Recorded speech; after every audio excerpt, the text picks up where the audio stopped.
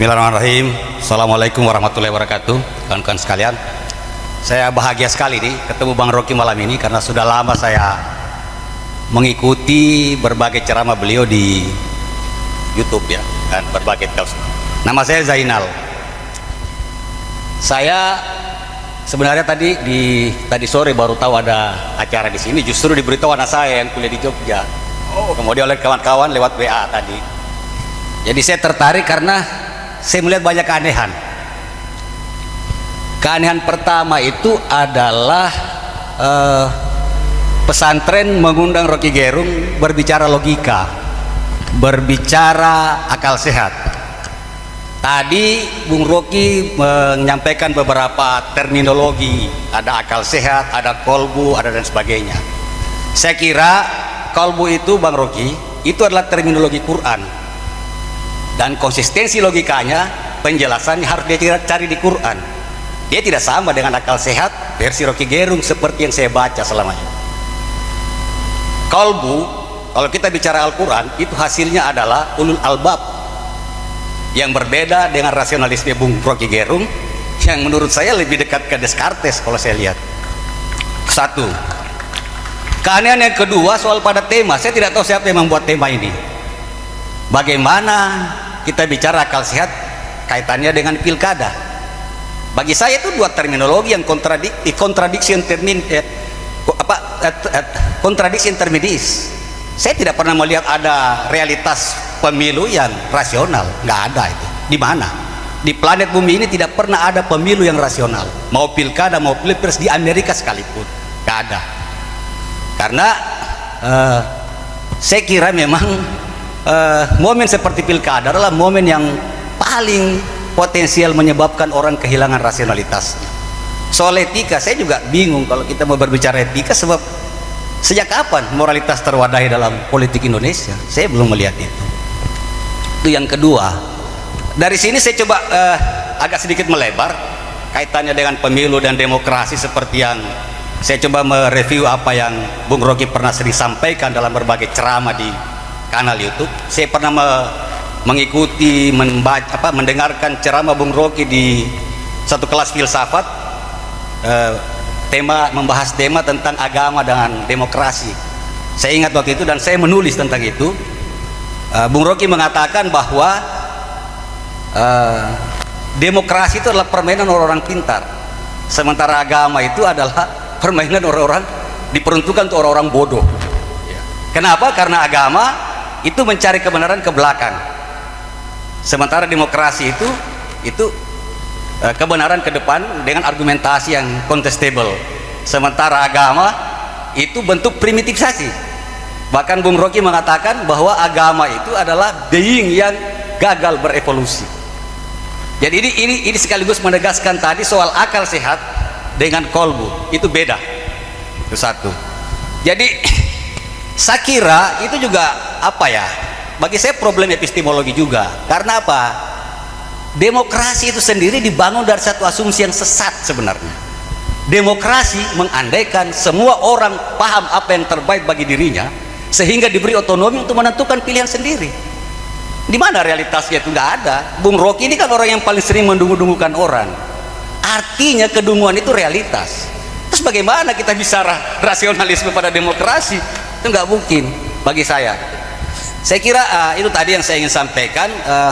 Saya kira memang tadi saya tegaskan kembali bahwa antara pesantren dengan Bung Rocky itu saya anggap aneh karena punya lompatan paradigmatik yang sangat jauh sebenarnya. Orang-orang pesantren ini percaya bahwa penggerak perubahan itu adalah ruh, sementara Bung Rocky mendalilkan perubahan itu justru pada pola-pola produksi dan distribusi. Jadi bagi saya itu memiliki lompatan, ini keanehan. Ini keanehan yang ketiga. Satu kali lagi terakhir, saya kira Bung Rocky juga keliru membangun logika tentang income per kapita. Saya kira Bung Rocky tidak cukup paham soal itu. Income per kapita tertinggi di Asia Tenggara ini adalah Brunei Darussalam, tetapi dia negara yang paling miskin.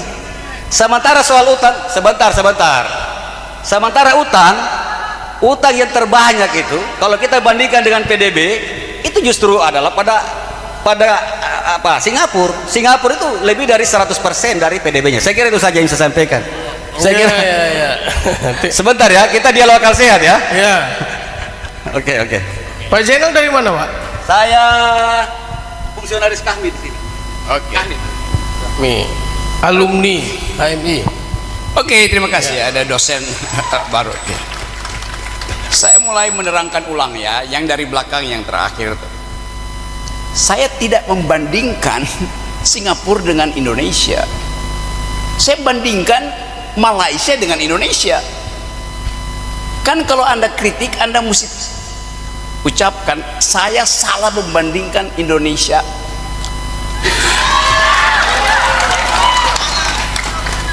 Gini, saya terangin ya. Kan konteksnya saya bilang yang akan bersaing bonus demografi Indonesia dan Malaysia. Oleh karena itu saya pakai data Indonesia dan Malaysia. Kecuali Anda bilang bahwa Pak Rocky salah karena pendapatan per kapita Malaysia itu adalah 17.000. Tidak, tetap 13.000. Tapi kan Brunei 17. Saya nggak bicara Brunei, saya bicara Malaysia. Iya 30.000 kalau saya pakai data Brunei. Saya pakai data Malaysia, right? Oke, yes.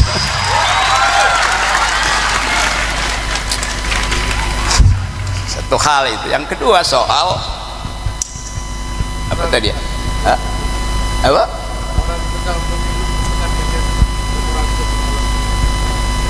Yes. Semua pemilu di negara Benelux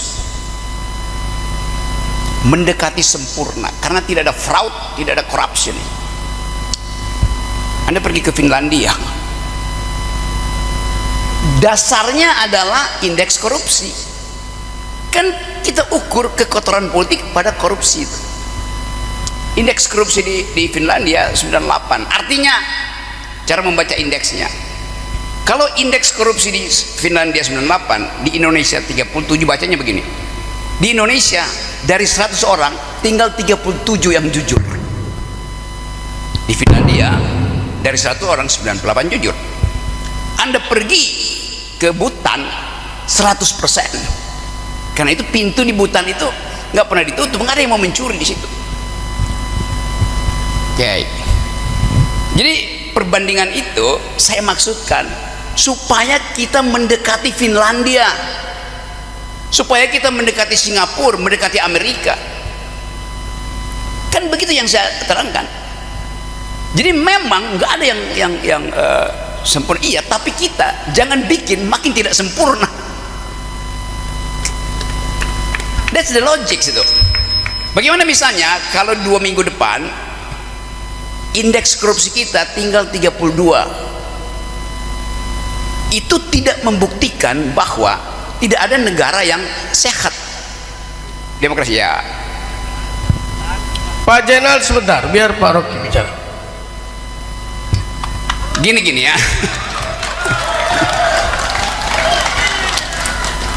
Kan tadi Anda menerangkan tidak ada negara yang betul-betul sempurna, tidak korup, ya.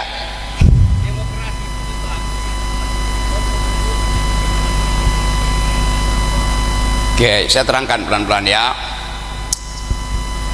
Pertama kali kita belajar demokrasi dari Republik Athena. Bagaimana demokrasi di Athena dilakukan? Perhatikan ya. Di situ tidak ada kompetisi. Di Athena anggota DPR itu diundi. Kalau Anda terundi, semua kita setuju, Anda pergi ke DPR. Karena prinsipnya adalah semua warga negara punya kesetaraan kejujuran, kesetaraan etis. Jadi dari awal demokrasi justru mengandalkan kejujuran manusia. Salah data Anda. Awal demokrasi adalah prinsip primus inter pares, hanya boleh diundi. Kalau saya malas pergi jadi anggota DPR, diundi aja tuh, dia yang terpilih, saya percaya dia akan mewakili saya. Kalau you terundi, semua kita percaya you akan mewakili kita.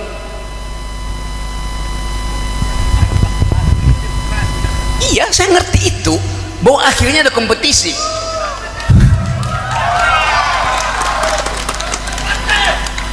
Tetapi genealogi dari demokrasi adalah asumsi bahwa semua orang jujur.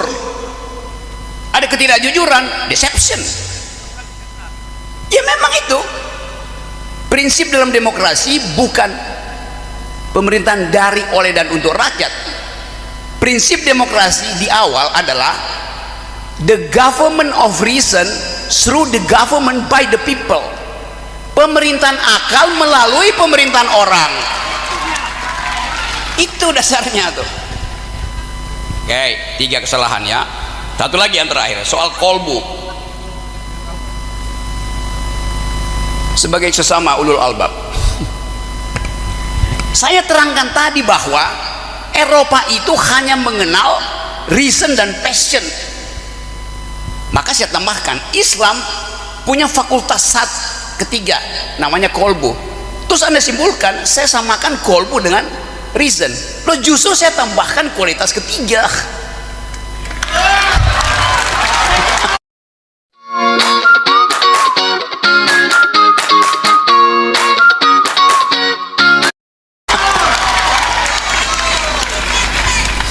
Itu maksudnya.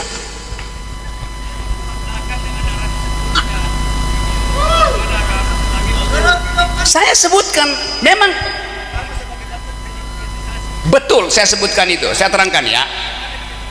Oke, sekarang agama memang tiba pada mereka yang dungu.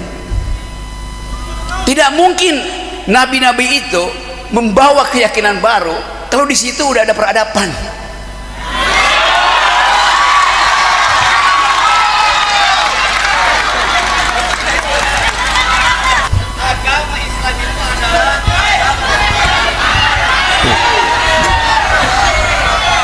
Pak Zainal, tenang dulu Pak Zainal. Agama Islam tiba. Oke, saya terangkan realitasnya ya. Realitasnya Nabi Muhammad membawa Islam pada kaum jahiliyah. Oke. Sudah cukup ya Pak Zainal ya.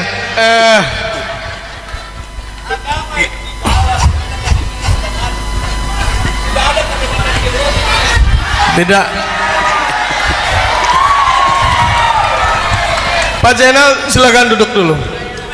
Enggak, Anda silakan duduk. Saya moderator di sini. Anda duduk.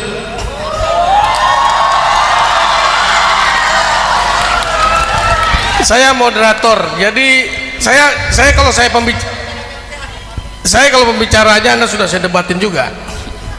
Soal Rocky tidak cocok Anda di pesantren karena ini bicara akal sehat, sementara pesantren tidak bicara tentang akal sehat. Anda bilang salah.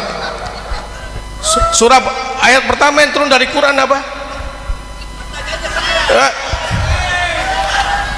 Islam mengajarkan tentang Iqra, itu tentang ilmu pengetahuan. Jadi akal sehat itu diperlukan dalam agama. Jadi pesantren mengundang ini karena mereka memang ini akal sehat mereka.